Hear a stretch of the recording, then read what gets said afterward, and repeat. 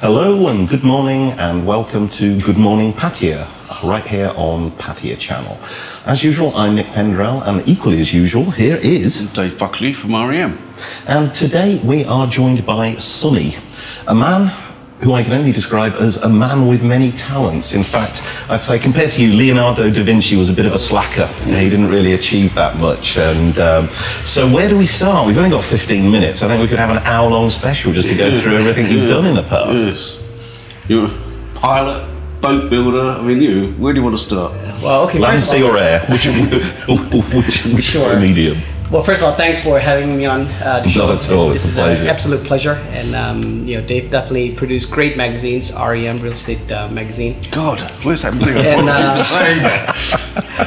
And certainly, I'm sure if Dave's on the show, it's going to be a quality show. Oh, it's always quality show on Pattaya Channel. Don't have to worry about it. Yes. And so as far as my interests, my interest actually goes from personal to business. Right. But as a business person, I always believe that there are many different approaches to life. Yeah, because business, there's no one aspect of business. But one of the things that I love doing is aviation. I love to fly. As a pilot, I love to fly, and I do have a couple of airplanes myself. So I have them parked here in Pattaya and have one parked in Don Mueang. Wow. And this is just merely for personal. Yes. Right. And just flying around, building hours. And my training's extended from Thailand here all the way to the US. So I'm a commercial pilot licensed. Right. Also an instructor pilot, be able to train other pilots. Now, so how did you get into boat building? Oh, so that's a good part. But actually, aviation and boats are actually quite similar, Dave. But the complexities come in when the regulators get involved. Because aviation is quite, it's the safest way to travel by far, and because due to these regulatory bodies worldwide, and also at the national level, at the country level.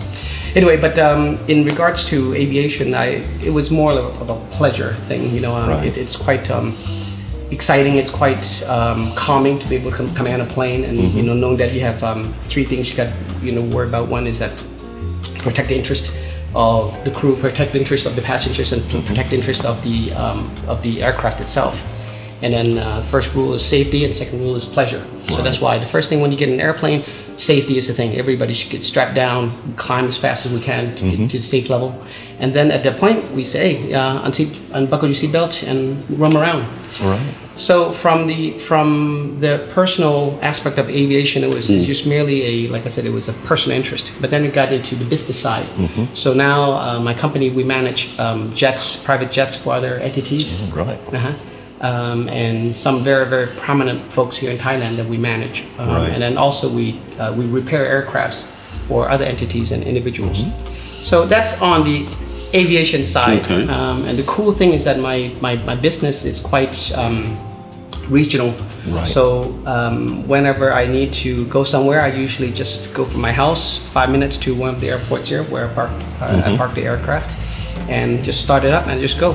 And I land at another airport and just go to work. And when the set is done, I fly back with my little plane. It's not a big jet. It's just a little private four-seater plane. Just a small Lear. Just a family runabout. Yeah. So it's yes, but that's on the boat side. But the thing is as a pilot, I mean, one of the things we never do is we never stop learning. We never stop learning from the theoretical standpoint, being in class, being a simulation of an aircraft, to actually building hours, learning how to fly, basically in the practicality standpoint. But one of the things that as a pilot you always do is you have to learn about the technical side of it. You have to know everything about the engines of the aircraft. We call it power plant. So in an aircraft, there's always a mechanic. We call it ANP, airframe and power plant. So, but as a pilot, we must know that as almost as equally as a mechanic. So we have to know every ribs in the wings. We have to know every spars in the wings. We have to know every inch of the fuselage, how many bolts, how many nuts. And you draw parallels between that and a boat, don't you? Yes, that's exactly it. That's exactly it. So, and then in regards to the engine, we call it power plant. So I have to know everything about the plane, the plane that I'm commanding of that engine. So I have to know everything about that engine. So with that said, once I had to go through all that process of learning from zero to commercial level of all the technical aspect of an aircraft from the technical standpoint. And then when time came to look into the other business, which is boating. And it made so much sense, Dave, and Nick, because it's almost exactly the same. We have in aircraft, as I mentioned, there's an airframe power plant, A&P, and then there's avionics, which is the controls inside, the speed, all the electronics, and the boat's the same thing. So why did you decide to build your own? I mean, when I spoke to you before... Boats, right? Yeah, boats. Yeah, and you're building your own plane, are you, as well? I did, actually. One time I was, I was saying Leonardo da Vinci. Building your own boats. The phrase that came up when we were talking about it before was that you felt you were like the guy who turned up at the gold rush and realised there was money to be made selling shovels. Yes. Can you expand on that? Sure. One day, a friend of mine who I ran into in Pattaya, and we met up, and he's been in the boat business more on the tourist side of the boating business, and he said, "Hey, Sonny, there's a rush of customers, tourists from China, Russia, Korea coming to Thailand, and they mainly once they land in Bangkok, they stay in Bangkok, then they rush out to Phuket, Pattaya, and Chiang Mai." I said, "Okay."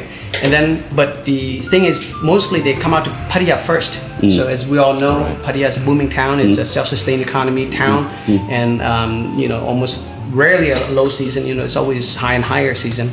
And then he said, and right now the rush is that a lot of these quality tourists are coming out towards Bangsaray area, towards Ocean Marina, and there's a demand for tours to go to islands. Because usually, as we all know, in Bali High, there's a lot of speedboats where we take from off Bali High to Koh Lan, right? That's pretty straightforward, a couple of thousand baht, and you get in there and you go there and and your hair gets messed up and you're bouncing around the ocean. But speaking of which, good. But there's another group, Dave, of the slow going group where they just want to get out onto a big yacht, quality yacht, and just go from island to island, but at a very, very slow pace.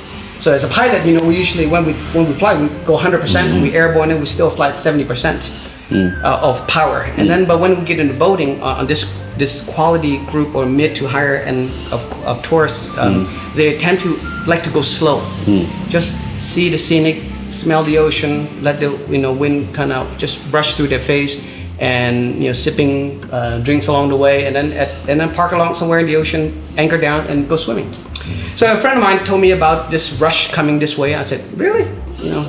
And I said, "All right." So what I did is I went with him to the Ocean Marina in Nha Chom Tien area, which is the only marina that actually can house fairly large boats, can harbor fairly large boats. They call it super yachts, right? So from a 30-foot or even 10-foot to 200 feet yacht. So anyway, I went out there, and it's. Did he need us? Oh, sorry. So the cool thing about the Ocean Marina is that it has big harbor for these boats. It has entertainment center from having concerts and so forth, and they have 2 high rises that can actually house hotels to condominiums, which is Portofino.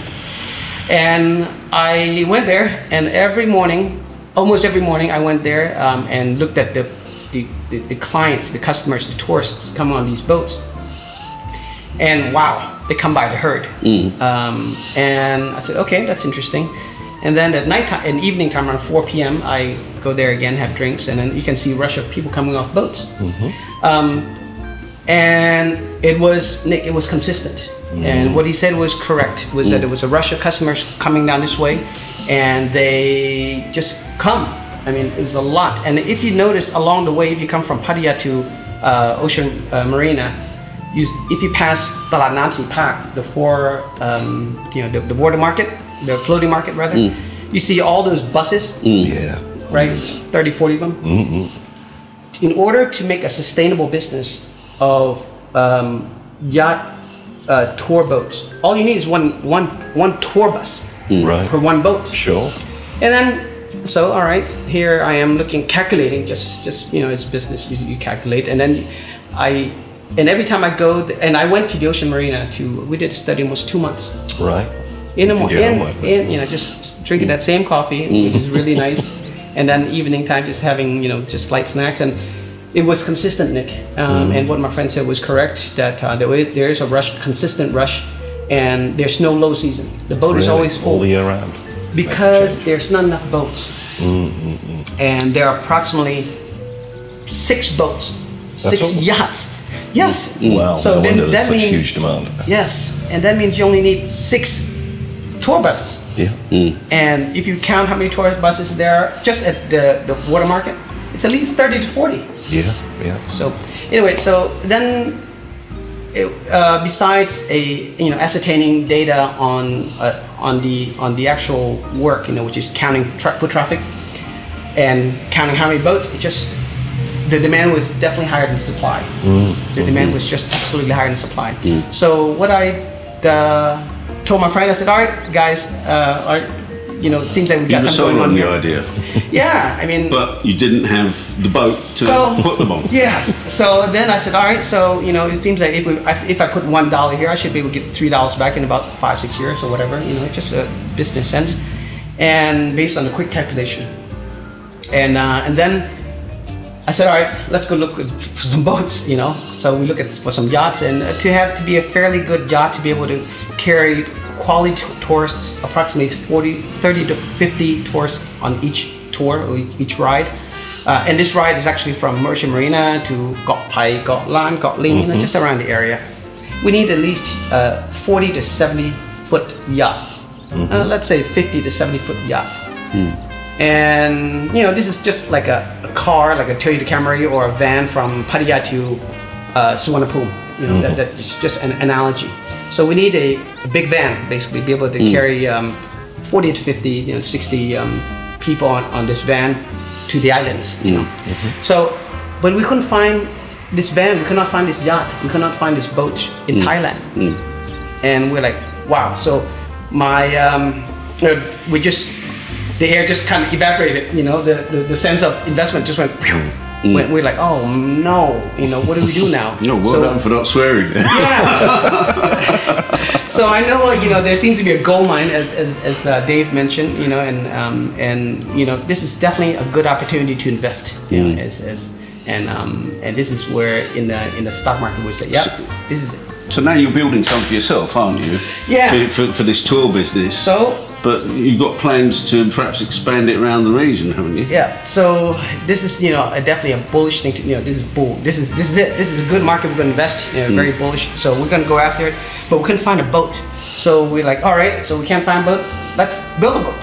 So then. As you do. Yeah. And we began to look. I called a couple of my friends who are in this industry and said, Sonny, all right, if you want to buy a boat, you go to Italy, you go to England, you go to US, and of course all the big brands that we all know. And I looked at it, and wow, they're way out there in regards to price. Yeah, I can imagine. And in time to deliver. In time. Yeah. So by the time we make an order, it takes approximately 2 years, give or take, before the boat.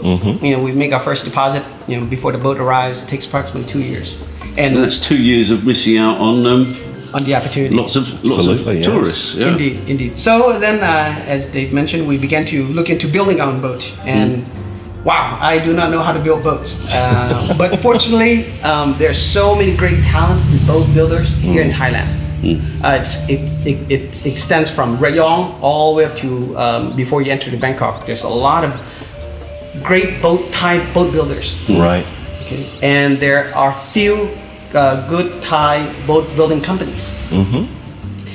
And then what we did is that we began to talk to these companies and figure out how much and what it would take to build this boat. And then what we found out is that to build a boat, we have to have to build a quality international standard boat. There should be a mold.